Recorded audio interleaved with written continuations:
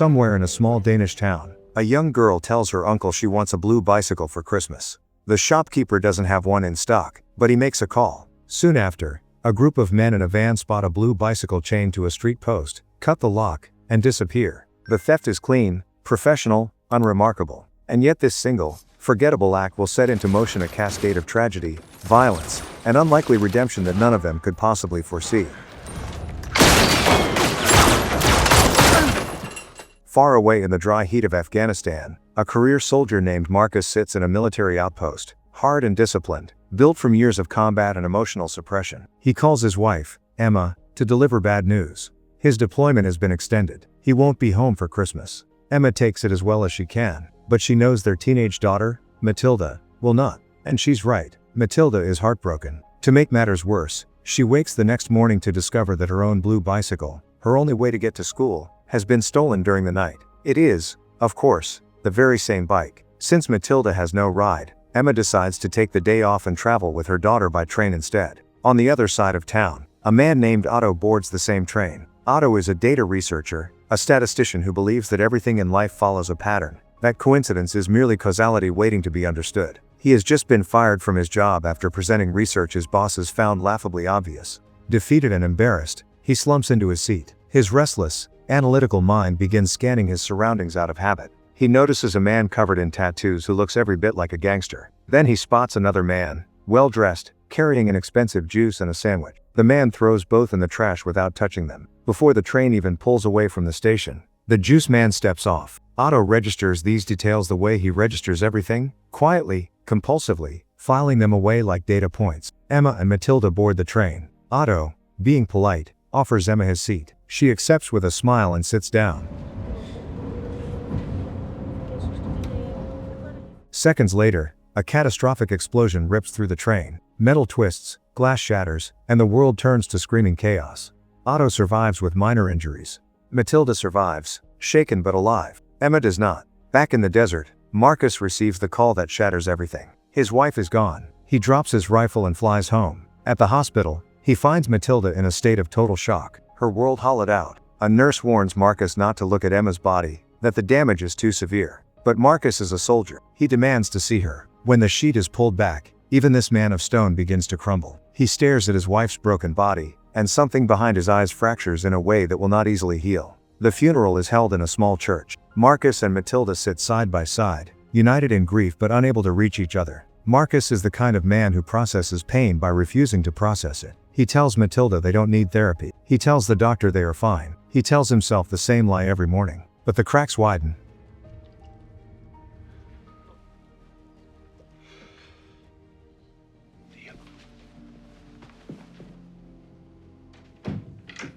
He grows short-tempered, controlling, unable to tolerate the smallest disruptions to order. Meanwhile, Matilda retreats into silence, spending her evenings with a boy named Sirius, the only person who seems to understand her. Meanwhile, Otto cannot stop thinking about the crash. He turns on the television and sees a breaking news report. One of the victims was a key witness about to testify against the leader of a notorious criminal motorcycle gang known as the Riders of Justice.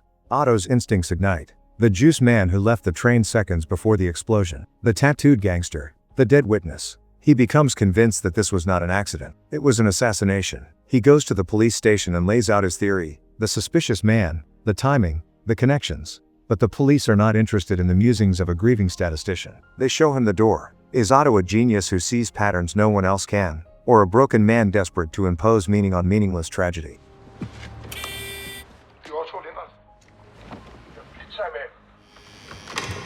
Otto refuses to let it go. He recruits two old colleagues, Lennart, a talkative eccentric with an encyclopedic knowledge of therapy from years on the couch, and M. Enthaler, a reclusive, brilliant computer hacker with a short fuse and an extraordinary talent for machines. Together, they run facial recognition on Otto's sketch of the suspicious juice man. The software returns a 96% match. The man is an engineer. His brother is Kurt, the ruthless leader of the Riders of Justice. The chain of evidence feels airtight.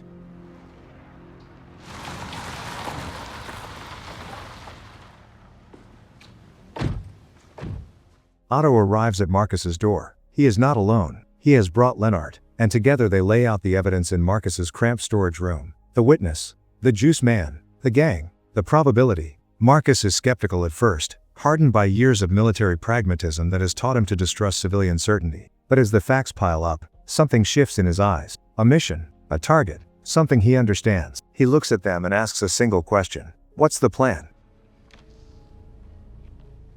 The next days are tense. Markus takes Matilda to a doctor who warns him that they are both in a state of severe shock. The soldier brushes it off. Later, when Matilda comes home late with Sirius, Markus erupts. He scolds her, and when the boy tries to defend her, Markus loses control and strikes him across the face. Matilda locks herself in her room, furious, heartbroken, screaming through the door that Sirius is the only person truly looking after her. Markus stands outside her door, alone with his rage and shame, and says nothing. How do you protect someone when you become the thing they need protection from?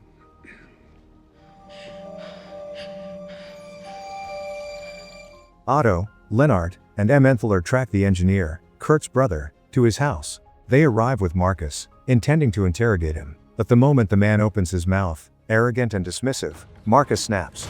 He draws his weapon and shoots him. The researchers stand frozen in horror. They have never witnessed killing up close, and the reality of it is nothing like the data on their screens. Still in a cold fury, Markus walks back inside and finishes the job. While Lennart is scrubbing the scene for fingerprints, he discovers a young boy named Badashka being held captive in the house, trafficked and abused. They don't have time to process what this means. They grab what they need and flee.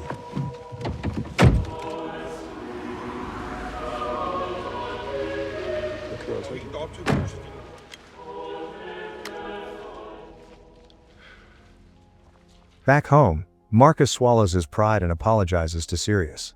The boy, surprisingly understanding, suggests that his own mother, a psychiatrist, could help Markus. The soldier brushes it off. But later that night, a news report sends his blood cold. Because the witness died in the train crash, all charges against the Riders of Justice have been dropped. The gang is walking free. Markus calls Otto and issues a direct order. Find every piece of evidence on this gang and bring it to him. He will provide the vengeance. Just as the meeting breaks up, Matilda catches them. Otto panics and bolts, leaving the others scrambling. Markus lies, claiming Otto feels guilty about being on the train. Lennart, thinking fast, tells Matilda he's actually a counselor who has come to help her father with depression. And so the most unlikely cover story is born, one that will accidentally become the truest thing any of them have done. Can a lie become a kind of truth if it heals the people who believe it?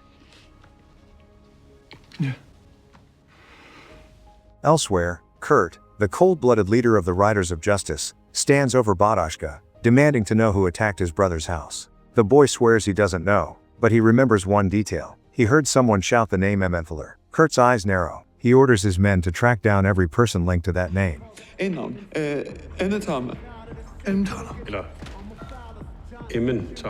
Emmentaler sets up a surveillance hub in Markus's house, tracking the gang's movements. But he's missing key equipment and insists on a midnight run to his old apartment to retrieve it. It nearly costs them their lives. The Riders of Justice are already waiting. Gunfire erupts in the dark.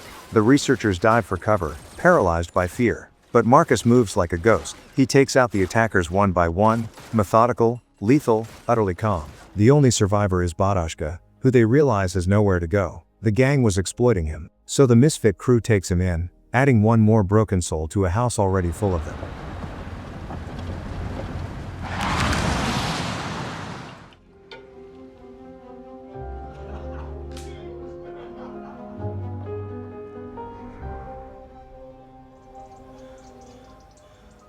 With the gang now aware of their identities, Markus turns the house into a makeshift boot camp. He teaches Otto, Lennart, and Emmentaler how to assemble rifles, how to clean them, how to shoot. They fumble and struggle, hands shaking, but Emmentaler proves a natural, snapping the weapon together with startling speed. Markus asks if he's done this before. The genius just shrugs. He simply understands how machines work. Meanwhile, Lennart plays the role of therapist with surprising conviction. drawing on decades of his own time in therapy to hold sessions with Markus, Matilda, and even Badaschka. The sessions are clumsy, often absurd, played for laughs. But beneath the comedy, something genuine begins to take root. These broken people, pretending to heal, start actually healing. That's what he needs. Emmenthaler finds a lead. Kurt is heading to a private location with minimal security. The group sets out for the hit, but on the drive, Otto's conscience catches up with him. He starts questioning the morality of what they're doing, the mathematics of revenge, the cost of playing God. Markus, already tightly wound, punches him in the face, breaks his nose, and kicks him out of the car on the side of the road. The others drive on in silence.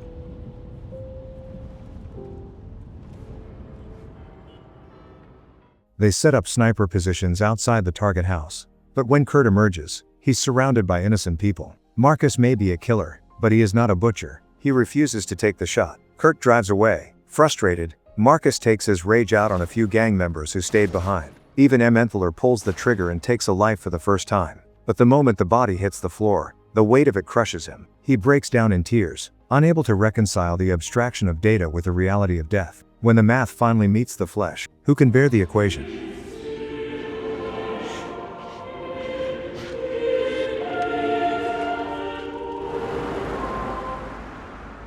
That night, Lennart sits down with Badaschka, who opens up about his past. Sold by his family, trafficked across borders, abused by Kurt's brother. Then the boy mentions something that stops Lennart's heart. On the day of the train crash, he and the brother were together in a completely different city. Nowhere near the station. The realization hits like a freight train. The juice man was just a random commuter. The engineer they killed was not part of any plot. The entire revenge mission was built on a mathematical coincidence. A pattern that was never really there. When they break the news to Markus, the soldier completely shatters. All the grief he has suppressed since Emma's death, all the guilt from the killings, all the rage he has used to keep himself standing, it all explodes at once. He destroys the bathroom with his bare hands, screaming, bleeding, spiraling into a darkness he cannot climb out of. Otto finds him in the wreckage and tries to pull him back. He tells Markus he has to survive for Matilda. Then Otto reveals his own wound. He had a daughter once. He neglected her, and she died. He has lived every day since then blaming himself. He begs Markus not to let Matilda lose her father too. The two men sit together in the ruins of the bathroom, and for the first time, the silence between them is not empty but full. But the riders of justice are not finished. They have tracked every name. Otto, Lennart, Emmenthaler. The final piece falls into place when Matilda's boyfriend posts a photo on social media that the gang's trackers find instantly. Kurt corners the boy and breaks his fingers one by one, extracting Markus's address, then breaks the rest just for the cruelty of it. The group is sitting down to dinner, finally feeling something like a family, when the windows shatter.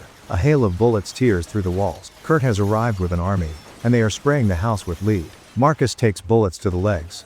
Emmenthaler catches one in the chest. Markus screams at Matilda to run to her room and hide. He drags himself across the floor, reaching for his weapon, and begins picking off gunmen despite the blood pouring from his wounds. Kurt storms the house and drags Matilda outside. When Markus realizes his daughter is in the monster's hands, he forces himself to stand. He stumbles into the yard where Kurt holds a gun to Matilda's head. The boy is there too, trembling and broken. Kurt laughs and tells Markus to drop his weapon. Just as Kurt is about to pull the trigger, Otto, Lennart, and even the wounded Emmenthaler burst from the shadows. They unleash everything Markus taught them, cutting down Kurt's remaining men in seconds. Kurt is the last one standing, bleeding and surrounded. He looks at Markus and asks a question that hangs in the frozen air. What did I ever even do to you? Markus raises his gun and puts a bullet in Kurt's head. Markus collapses. His eyes flutter. Matilda rushes to him, sobbing, pressing her hands against his wounds.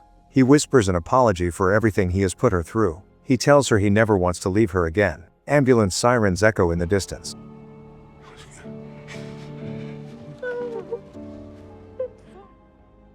The scene shifts. It is Christmas morning. Against all odds, Markus survived. The house is warm with light and laughter. Otto, Lennart, Emmenthaler, Badaschka, Sirius, Matilda, and Markus are gathered around a table, opening presents, arguing over nothing, laughing at everything. They are not a conventional family by any measure, but they are a family nonetheless, forged in grief, bound by violence, and held together by something none of them can name but all of them can feel. Outside, on the quiet, snow-dusted street, a little girl rides a brand new blue bicycle in slow, happy circles, smiling wide, unaware that her small wish once set the whole terrible, beautiful machinery of fate into motion.